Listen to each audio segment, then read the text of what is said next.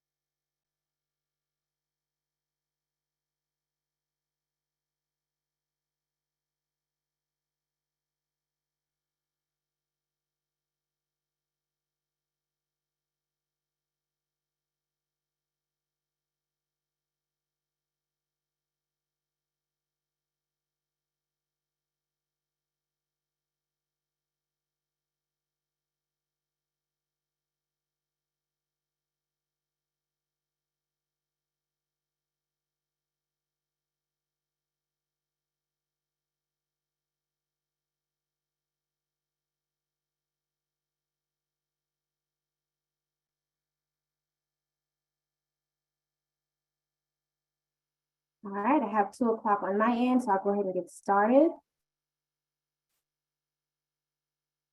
So good afternoon, everyone. Thank you for joining the February School Nutrition Star webinar on food allergy prevention in schools. I'm Janae Owens, an education and training specialist with the Institute of Child Nutrition, and I will be moderating today's webinar. During today's webinar, all attendees are muted. There will be time reserved for questions and answers at the end of today's presentation. If you have a question, please type it into the Q&A box on the screen. We will try to get to as many as possible, but due to possible time constraints, every question may not get answered during the webinar today. For individuals who have registered for the webinar, you will receive an email once the webinar has ended. This email will contain the recording link, the evaluation survey, and then we will also send out your certificate for those who have registered within 24 hours.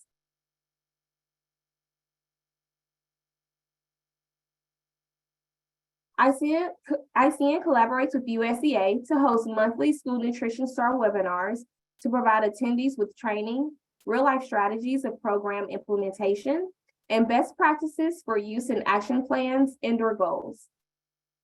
Training topics, free resources, and educational materials are also highlighted to assist school nutrition professionals with navigating through the enhanced responsibilities of school nutrition operations.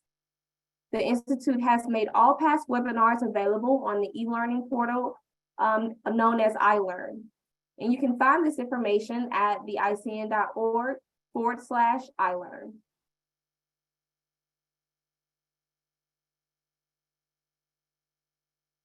The topic covered in today's webinar fall under the key area operations and meet the USDA Professional Standards 2630, practice federal, state, and local food safety regulations and guidance, and also 2640, which is to promote culture of food safety behaviors in the school community.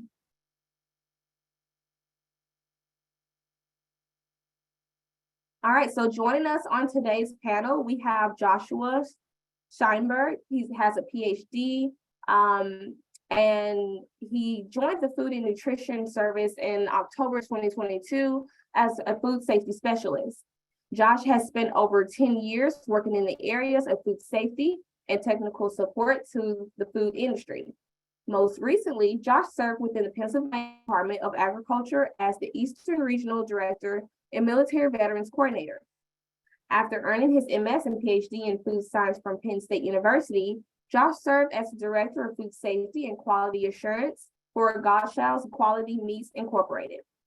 Prior to his work at Penn State, Josh served in the U.S. Air Force as a Missile Combat Crew Commander. He holds a BS in Biology from Virginia Tech and is a graduate of the VT Corps of Cadets. Josh currently resides with his wife and daughter in Phoenixville, Pennsylvania. Also joining us is Katie O'Donnell, who is a nutritionist for the USDA Foods Nutrition Service and Access Branch, where she is responsible for providing nutrition-related training and technical assistance for USDA Foods programs and making data-driven program improvements. Katie is the lead for the USDA Foods in Schools program and supports work on the food distribution program on Indian reservations and the Emergency Food Assistance Program. Katie is a registered dietitian with the extensive experience administering federal nutrition programs, including the USDA Child Nutrition and Food Distribution programs. Prior to joining the USDA, Katie was the Associate Director of DC Central Kitchen's Healthiest Food program. She was named Recognized Young Dietitian of the Year by the DC Metro Academy of Nutrition and Dietetics in 2016 and received her bachelor's degree in dietetics from the University of Maryland, College Park.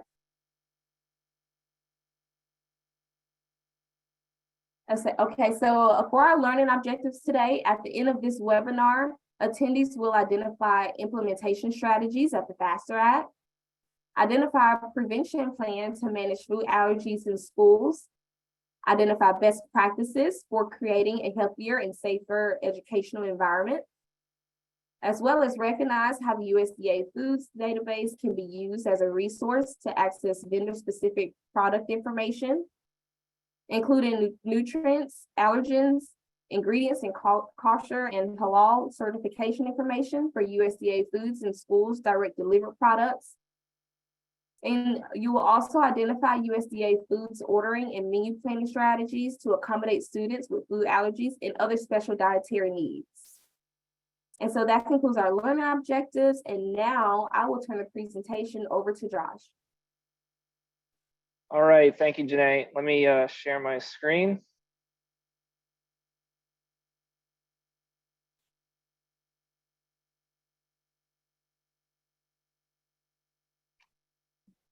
All right, can you see the slides there, Janae? All right, I'll take that as a yes. All right, well, I appreciate the introduction. Full disclosure, I am one of the new guys here to F&S and the Food Safety Nutrition Division, but I can assure you I have a lot of experience in food safety, and particularly in allergy control. I did spend a lot of time working in the industry on the food safety and quality side as well. I've worked at state level and now here federal. So while I probably won't be able to answer all your questions related to some of our programs, I assure you we will get back to you with any questions that we can't answer today. Okay, so what are we talking about today? We're talking about food allergen management in schools. And I can tell you as a parent of a 3-year-old, you know, this is something that, you know, is near and dear to my heart. You know, it is something that has given my wife and I stress and anxiety since our daughter was born. And, you know, so I can really put, you know, personal feelings to this, but, you know, management of allergens doesn't just apply to schools. It goes beyond that. The reason is because 1 in 13 children in the United States have a food allergy.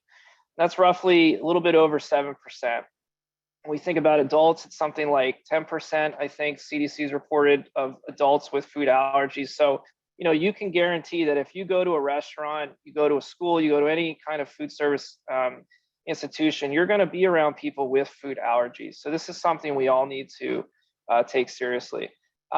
So real quick background, because I'm assuming that many of you have had a lot of some training webinars and things like that in allergies. We're not going to go through a lot of background here, but real basics. What is an allergy, right? An allergy, or an allergen, excuse me, an allergen, allergens are proteins, or they're proteins that are found in foods. And in certain individuals in our population, they can cause mild to severe illness, right? That anaphylactic shock is what we're always worried about with those with allergies. And we know that over 170 foods contain allergens that can cause reactions. But we also know that there are now nine major food groups that are responsible for the majority of the most serious allergic reactions. And that's what's in bold here. So what you'll hear today is what used to be the big 8. If you're familiar with the big 8 allergens, we've added one due to the FASTER Act, which we'll talk about, and that's sesame. So again, those as a reminder, that's milk, egg, peanuts, tree nuts, wheat, soy, fish, crustacean, shellfish, and now sesame is the major 9. So I'm a food scientist. I love statistics. Here's some food for thought as we kind of get into this. 100,000, over 100,000 US schools and institutions are served under the National School Lunch Program or participate in the National School Lunch Program. That covers about 22 million children. That's over almost 4 billion meals served a year. So if we take that 7.5% of children in the US with an allergy, let's underestimate a bit and say, let's just say 5% of those 22 million had an allergy. Well, that's over 1 million children in US schools that have to have allergy managed meals a day. So this is something that affects every school in the nation. Whether or not a child has an allergy or has been identified as an allergy is really something that we're going to focus on. But I think the CDC has estimated somewhere between 15 to 20% of major allergic reactions that have happened in schools are from children with no identified previous allergies. So regardless of whether that million students are identified, this is something we need to plan for all children. So clearly, managing allergens in schools is important. Fortunately, Congress has acted in the last few decades to help regulate and mitigate issues with allergens in our food supply chain.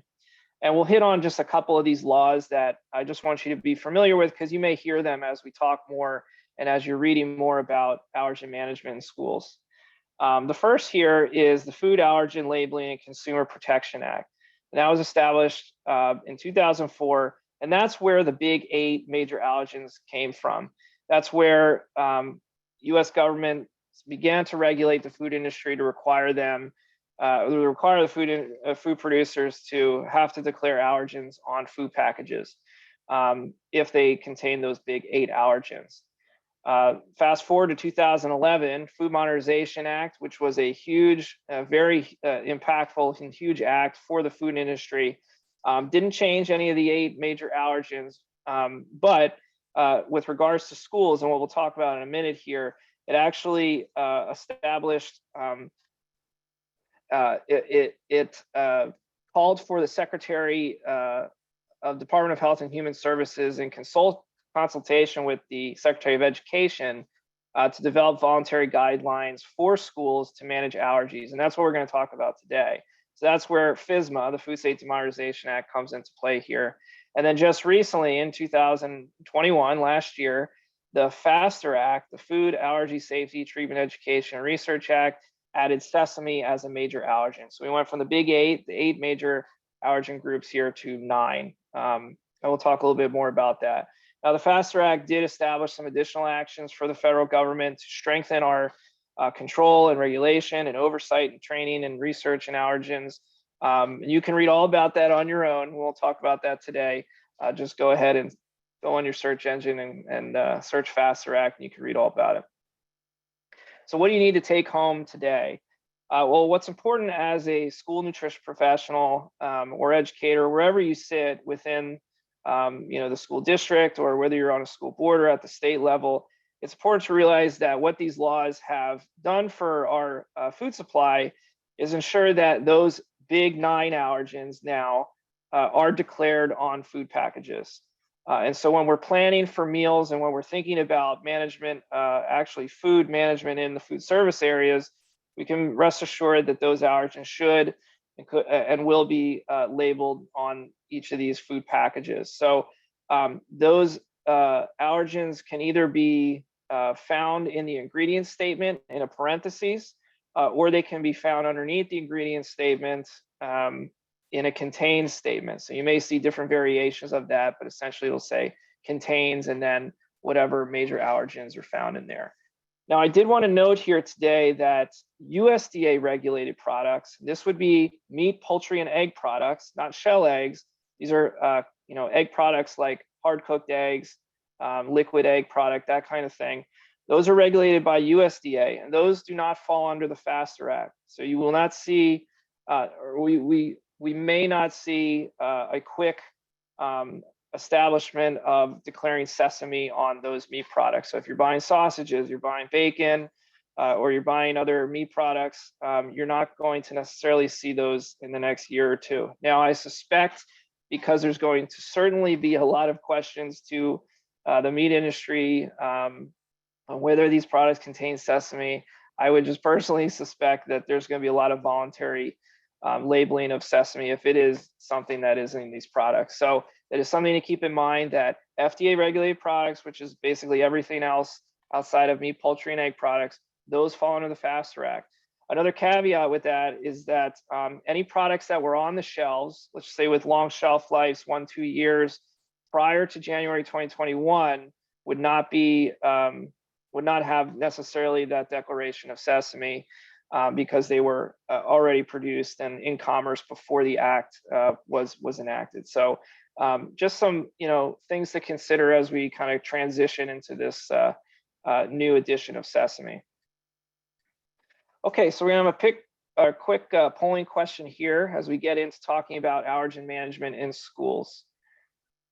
So the question here is, how familiar are you with the CDC's voluntary guidelines for managing food allergies in schools and early care and education programs? So I'll give everybody a minute.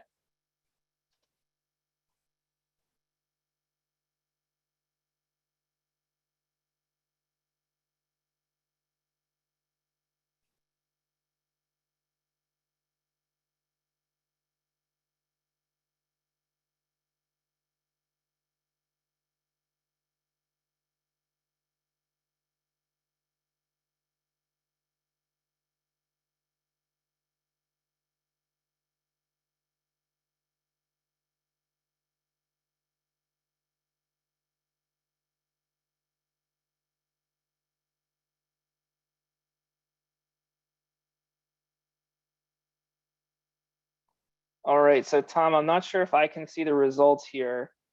Oh, here we go. Okay.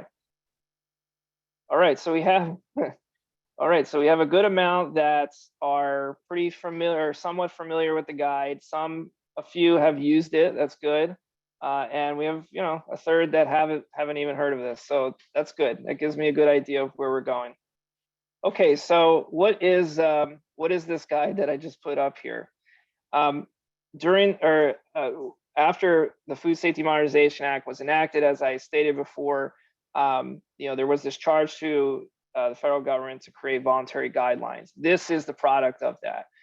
So the CDC, in collaboration with a lot of different federal bodies and in collaboration with tons of expert nutrition food safety, developed this guide.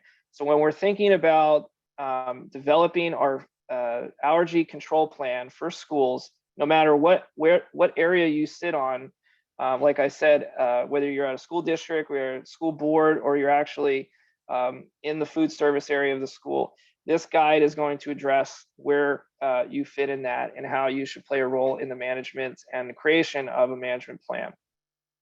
And what it does is it creates a framework for developing a food allergy management plan, has methods for reducing and responding to allergic reactions. And then if you already have a plan, which many of you may come into these positions, see the plan exists, but realize it needs to be improved or updated, it's going to have guidelines for that as well. And when we think about the FASTER Act just being enacted, we're going to have to add sesame to these plans. So really everybody at this point should be going back to their existing plans to revise them to add sesame as an allergen to be controlled. So who and what is involved in this whole process, and how does the CDC approach this development of these guides? Well, it's all about a collaborative approach here, and they hit on this very early in the guide, and then it continues to repeat this over and over again. And as you can imagine, it's going to be critical that every step of the way that you're developing your protocols and your procedures, you need to be communicated with these three key entities within this dynamic. The first, of course, is the child and the affected child and the parents, their allergist or medical professional or doctor that they're working with, and then of course the school program or ECE program staff. And you can imagine that you're going to get feedback and guidelines, for example, from the doctor on what foods a affected child might be able to substitute, for their allergen or for their allergy. There's going to be specifics that the medical professionals are going to provide to the parents and the child that needs to be communicated also to the school. The school, of course, is going to look at their accommodations, ensure that it complies with what the medical professionals want, and that it fits within the comfort and what the history of the parents and the children understand in controlling that allergen. So you can imagine that this is going to be key every step of the way, that you're collaborating and keeping everybody in the loop with these management plans. And the way this guide is set up is it really hits on three main areas in the creation of the plan. The first is this: identify, prepare, and train staff, right? So we want to be able to identify children with the allergy, and that sounds simple, but depending on the size of your institution or school, that can be quite complicated. How is paperwork? How is the messaging going to be performed? New students every year, all these kinds of things are going to play into that, and there's a whole slew of procedures and tips on how to do that within these. And I'm also going to have some resources at the end that you can check out, will help with this as well. And once those students are identified, we need to then, of course, prepare what the plans are for mitigating risk for contact with allergens in the school, and of course, what to do in the case of an allergy emergency. Lastly, and I can't emphasize this more, is that training and educating staff is going to be incredibly important here, because no matter how good your management plans and policies are, if the staff that are interacting with the children are not up to date or understanding or have the background they need to know what to do and to know how to identify these children, it's that's all these things are going to fall apart, right? So training and education is going to be key.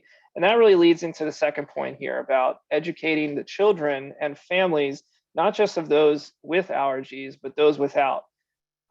Because as you can imagine, if students are bringing their own lunches or families are coming in for visitations or pickups or whatever these things, you can imagine it can get quite complex with the interactions between all children and all families that are attending the school or institution. So there needs to be education material for the children, the families, and this needs to be incorporated within the entire management plan. And that leads really into creating and maintain a healthy and safe environment. We're going to go into what that means here in a second. So how do I create a healthy and safe environment when it comes to allergies? In the end, what this is really saying is, how can we reduce the risk of an allergen coming into contact with a child with the allergy? And that's really as simple as it is, and the first section, or the first part of how to approach this, is addressing all those environmental exposures, right? And this gets into what rooms the children are going to be in contact with, what surfaces, what utensils, all the kinds of things that could lead to an environmental exposure.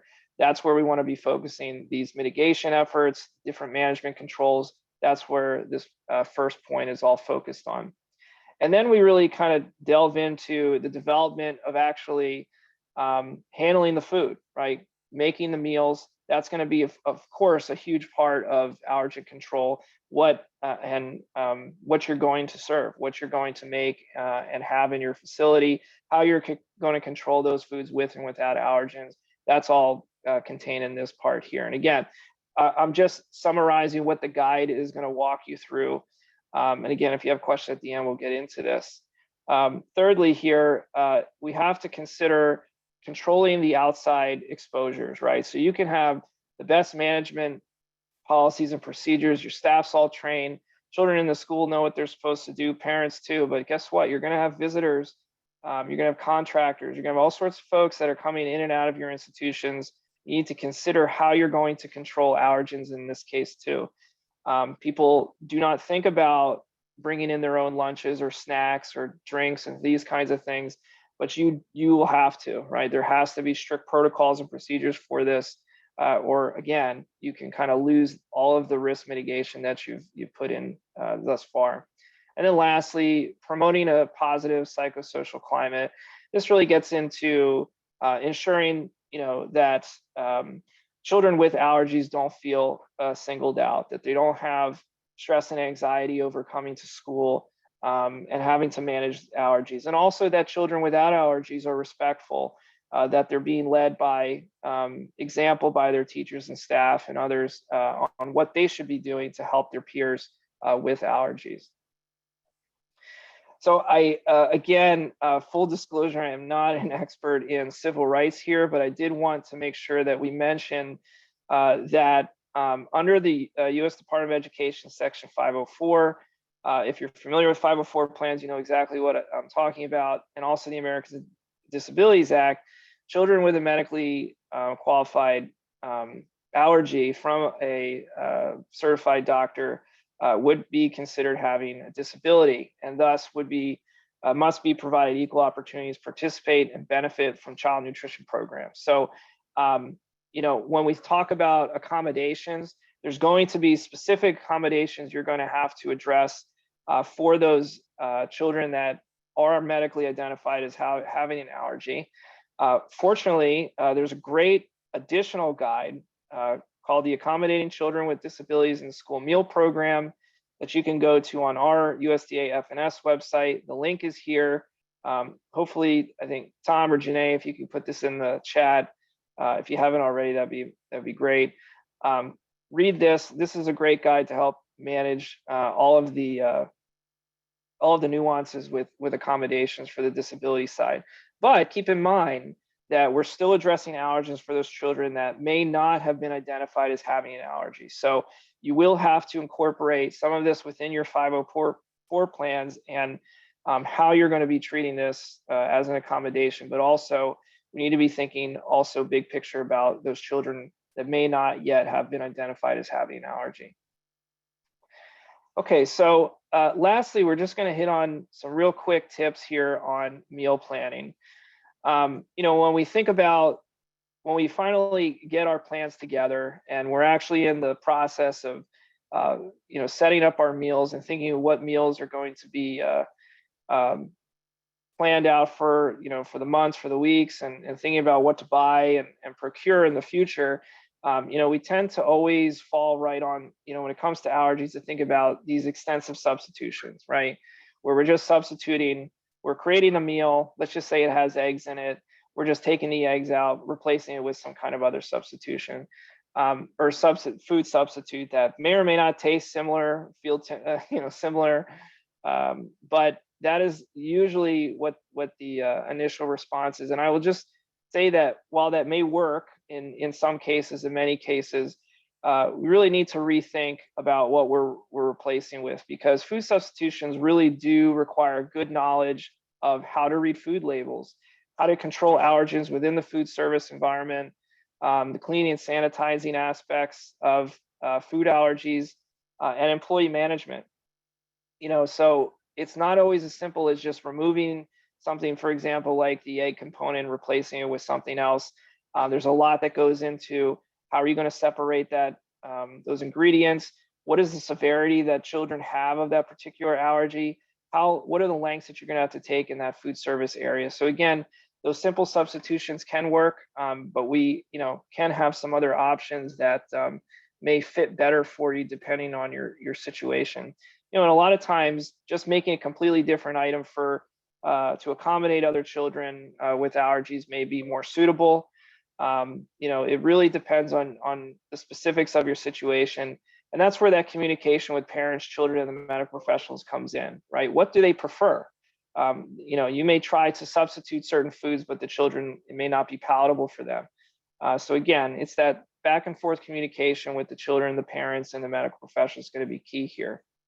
And what we'll talk about next in the next presentation is other methods to help identify allergens in foods using tools like the USDA Foods Database. And also, I just wanted to hit or highlight that the Institute of Child Nutrition's allergy fact sheets are a great resource as well. There's some good explanation of each allergen, as well as some substitution options for that. And regardless of which direction you go, there's other strategies that you'll want to think about incorporating within your entire program too. Things like universal exclusion is an option. You know, I know for our daughter's daycare, you know, it's a nut-free facility, for example. So while that may work for a small facility, it may not be feasible for a large one. How do you manage that? How do you actually police that? So universal exclusion is an option if you have a lot of children with severe allergies, certain ones, is something to consider. Creating special seating or eating areas is an option, having allergy-free zones in the school, things like that I've seen or heard. Again, you need to consider that psychosocial component, whether or not that's going to make the students feel ostracized, and whether that works in your facility. These are things that are important. And lastly here, where the rubber really meets the road is your food safety programs, your sanitation programs, and then your employee training and management in those. Because if those individuals who are actually handling the food, preparing the food, don't understand or are trained in how to manage allergens, none of this really matters. So that professional development for teachers and staff is so key, right? And especially for the food handlers. And it's a really team, it really is a team concept. You need to think about all staff in the school, the janitorial staff, the office staff, everybody plays a role here. So when you're developing these plans, you need to consider really everybody that could have contact with an allergen at any time. All right, so I think Tom and Janae would have put some of these resources in a link for you. But fortunately for you all, there's a lot of good resources to help you not only develop this management plan and implement it, but to continue in the education training side for your staff, for parents, to help with documentation. All these things are there.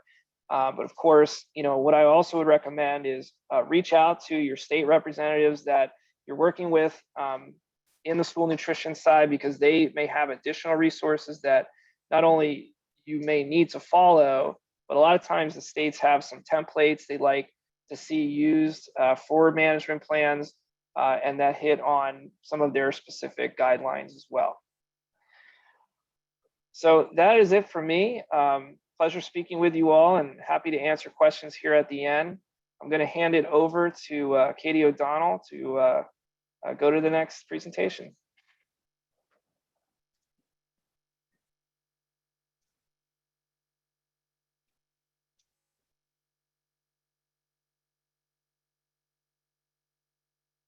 Thanks, Josh. That was an awesome presentation. Let me just make sure I have my screen up. Okay, great.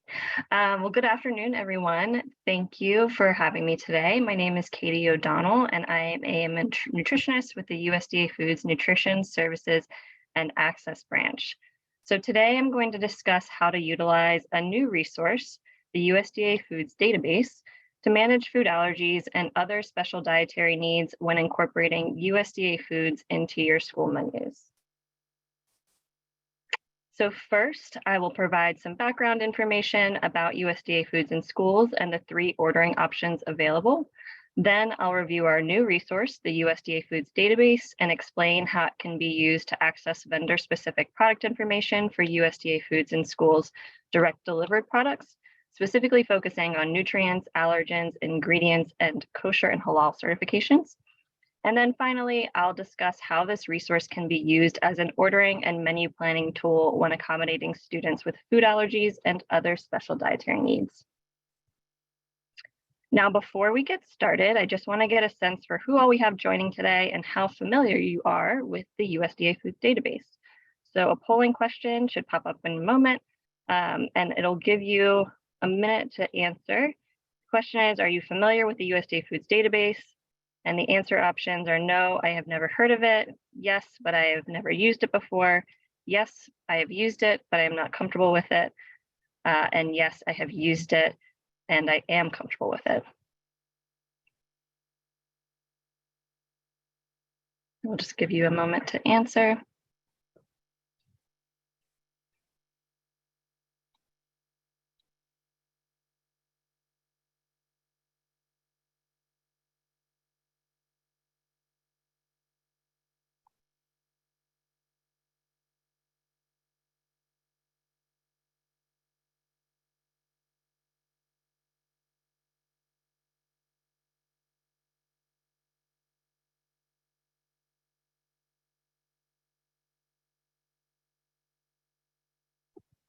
All right, and it looks like most people have heard of it, but haven't used it yet. And we have some people that have never heard of it and a few of you that have used it, which is great. So for those of you that are not familiar, I hope today provides you with an introduction to get you started. And for those that are more familiar, I hope you're able to take something away from today that you can apply when you use the database. So to get started, what are USDA foods?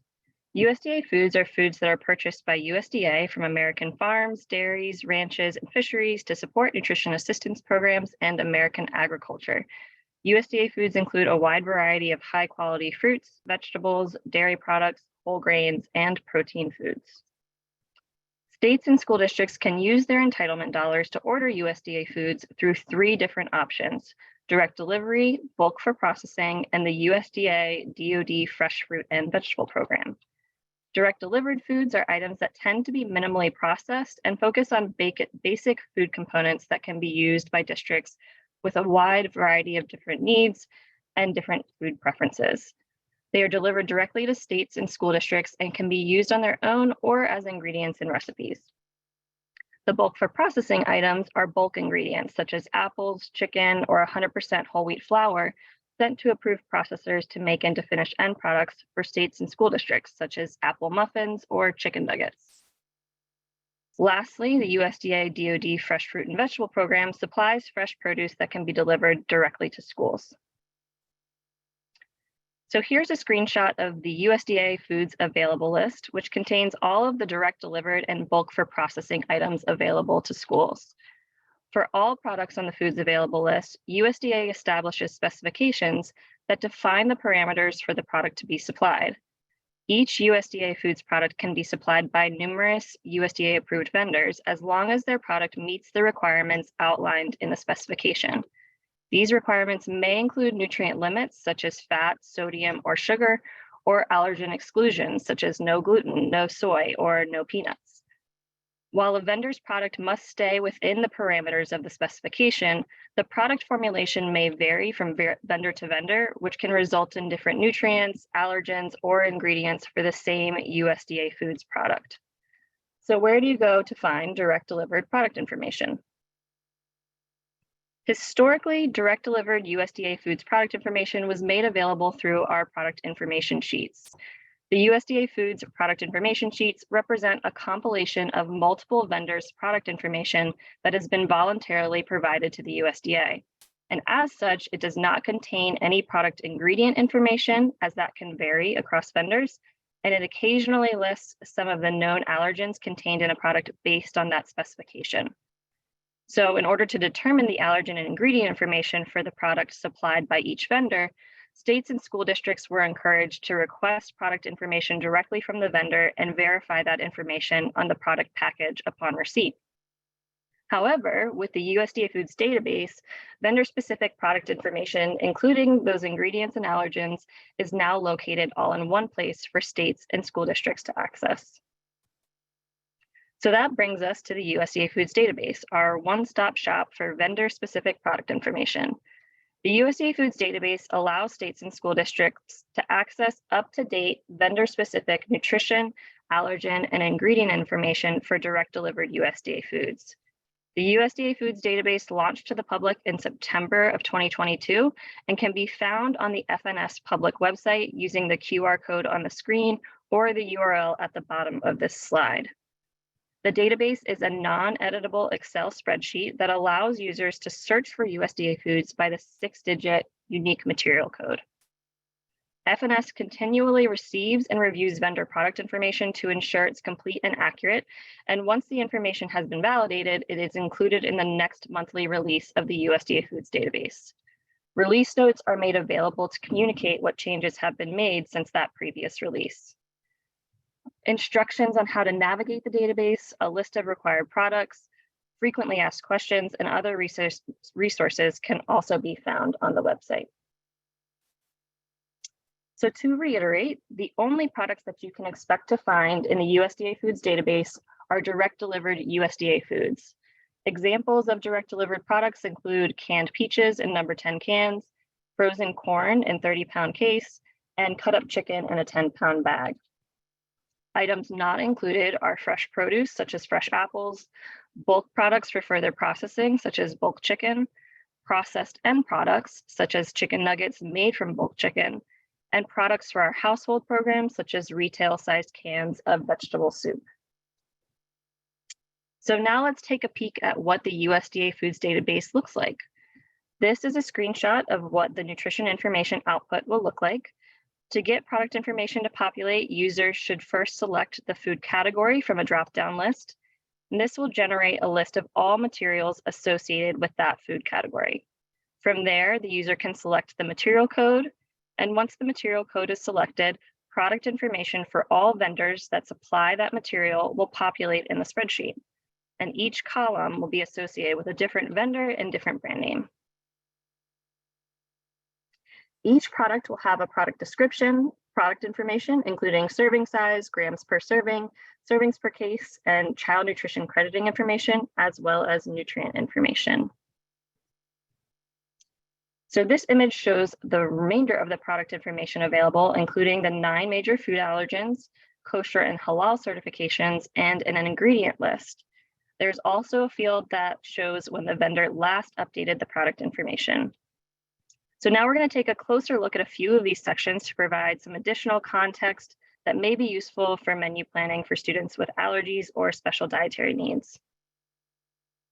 So the first is the nutrients section. The nutrients included are the same nutrients found on the new nutrition facts label. So this section may be useful to screen for students with medical needs that require limits or monitoring of certain nutrients such as sodium or carbohydrates. It's important to note, though, that if any of these values are blank, it means that the vendor has not tested for the nutrient and is unable to provide a value. It does not mean that the value is 0. The next section is allergens. The allergen section contains information on how each vendor declares the 9 major food allergens, including eggs, fish, milk, peanuts, crustacean shellfish, soybeans, tree nuts, wheat, and sesame. Vendors can use the following terms to declare allergens for their products: contains, may contain, free from, not intentionally or inherently included, and undeclared or no declaration. You may also find some products that include blank entries in this section. And so we're going to take a moment to review what each of these declarations or blank entries mean. So contains means the allergen is found in the product. May contains means the allergen may be found in the product due to potential cross-contamination by using a shared processing facility with other products that contain that allergen. Free from means an analysis has been completed to verify the allergen and is not found in the product. Not intentionally or inherently included means the allergen is not found in the product, but an analysis was not completed to verify that the allergen is not present.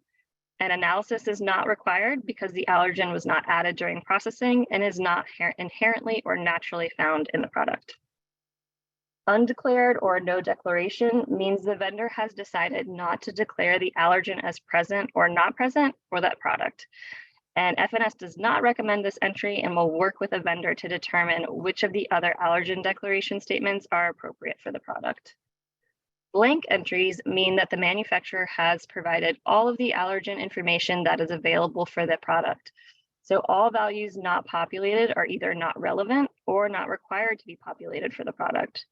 Please note that vendors were not required to declare sesame as an allergen until January 1st, 2023. Therefore, there may be blank entries for this allergen, which does not carry the same meaning as a blank entry for the other 8 allergens.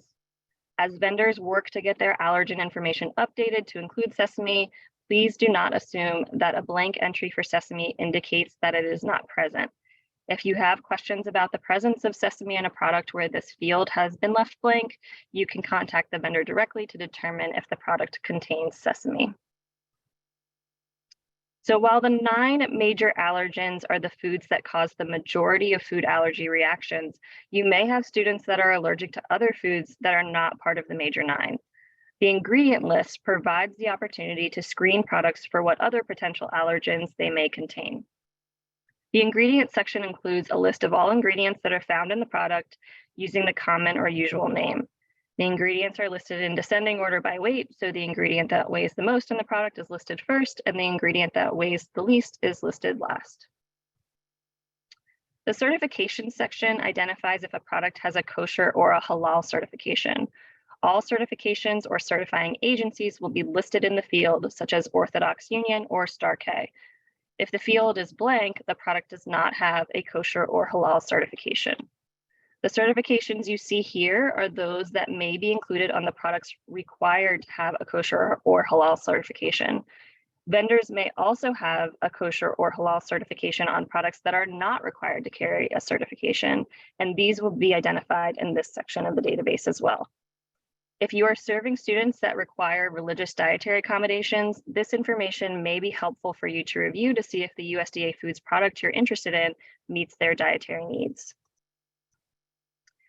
You also find the following disclaimer listed at the bottom of the USDA Foods database. The disclaimer reads, information available on this site has been supplied by the USDA vendor and was last updated on the date listed above. FNS is sharing vendor supplied product information as a planning tool for school districts and is not responsible for misreported or missing information. Please use the allergen statement provided on the outside of the physical product to verify allergen information prior to serving the product. So to reiterate, you should always check a product every time it comes in. The USDA Foods Database is a great screening tool that can assist with ordering and menu planning, but it does not replace checking the actual label on the product that you receive. As it relates to sesame, there will be foods in inventory or depending on their shelf life still in circulation that may not have allergen labeling for sesame on the effective date of January 1st, 2023. So if there are questions about whether a product contains sesame, you can contact the vendor directly. The USDA Foods Database can be used to inform ordering decisions, manage menu planning, meet USDA meal pattern requirements and nutrition standards, and provide safe meals for students with food allergies and other special dietary needs. The USDA Foods Database captures product information from all vendors and allows states and school districts to screen USDA Foods direct delivered products ahead of time to determine if any vendors include nutrients, allergens, or ingredients that are not desirable for your operation. It's important to note that the database is still being populated and it will not be fully complete for the remainder of this calendar year.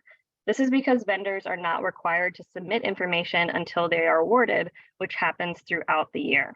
And we are also continuing to work with those vendors who have submitted information to ensure their submission is complete and accurate prior to including it in the database. So during this transition period, product information sheets will still be available, but once the database is more complete, we intend to phase out the use of those product information sheets. Although states and school districts will be able to view information for all vendors that supply a particular product, you will still not be able to select a specific vendor when ordering USDA foods. The procurement process will remain the same and orders will be delivered based on how the solicitations are awarded. So now let's walk through a few examples of how you might be able to use the information in the database to make informed ordering and menu planning decisions and accommodate for students with food allergies or other special dietary needs. So here we have our product from before, the USDA Foods cooked egg patties. Before ordering this product, a school district may want to know if the product contains any other allergen in addition to egg. It may be a priority for the district to have this product be free from other allergens so that it can be served to students who have a milk or soy allergy. So in reviewing this item in the database, they find that one vendor's product contains milk. Thus, the school district may want to consider ordering another USDA Foods product that better meets their need. In this example, we have USDA Foods low sodium canned salsa. The salsa is not required to be kosher or halal certified, but the district has a student who is kosher observant and wants to know if the salsa is acceptable to serve. In reviewing the product in the database, the district learns that all three products are kosher certified, one by Triangle K and the other two by Orthodox Union. Upon consulting with the student's parents, it is determined that both certifications are acceptable based on their level of observance, and the district can serve the salsa to the student. In our last example, we have the USDA Foods turkey taco filling. The school district has a student that is allergic to tomatoes. Because tomatoes are not one of the 9 major food allergens, there's not an allergen declaration included in the database. However, the ingredients section includes all ingredients contained in the product and can be reviewed by the district to see if the product contains tomatoes. So upon review, the district finds that all 4 vendors' products contain tomato paste. Therefore, the turkey taco filling would not be safe to serve to the student with the tomato allergy.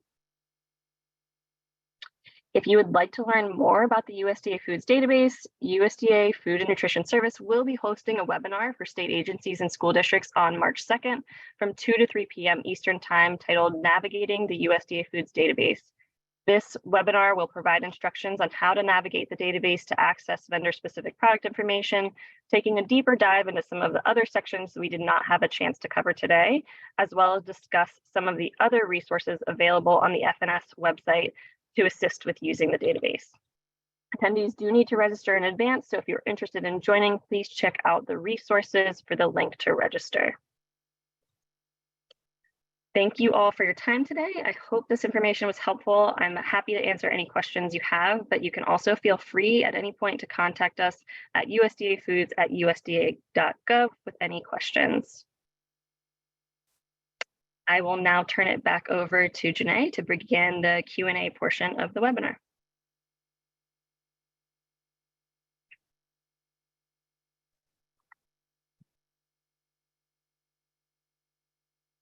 Hi, yes. So Katie and Josh, if you want to run the Q&A so that you can see the questions come in and ask them, you can, but I am ready to lead this session if you would like. All right, I see one question here. Do these have CN labels? So there are certain products in the database that we are requiring CN labels or product formulation statements. Those are mostly our meat alternate products. So we do have some CN labels currently included, but we are still working to get them populated for all of these required products. So stay tuned for more, but there are some currently included in the database.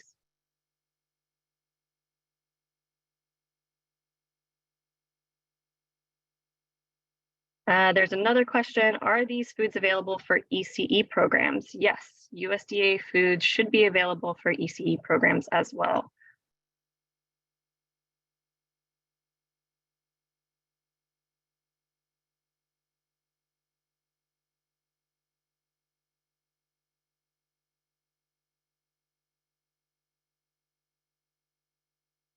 I see someone asked about the links to the resources that you all mentioned.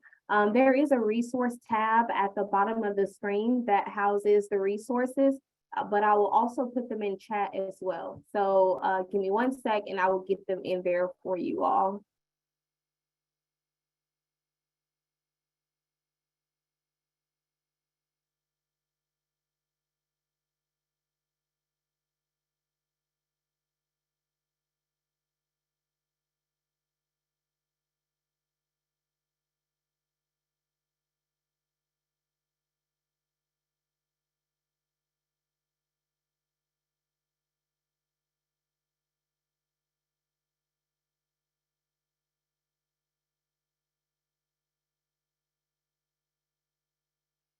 Okay, I'm not seeing any additional questions at this time.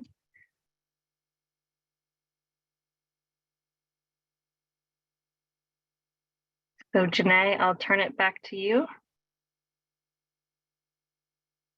Yes, thank you so much. I'm going to share my screen here. Let's see.